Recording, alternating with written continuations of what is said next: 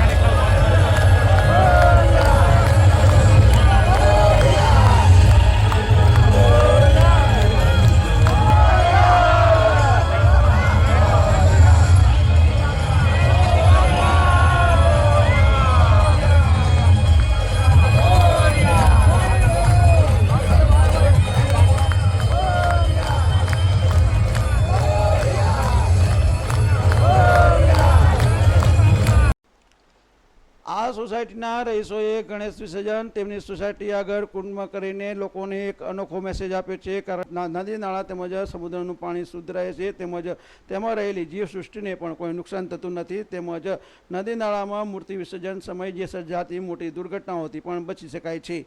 મહેન્દ્ર રાવળનો report, Yukranti live news, Kalol.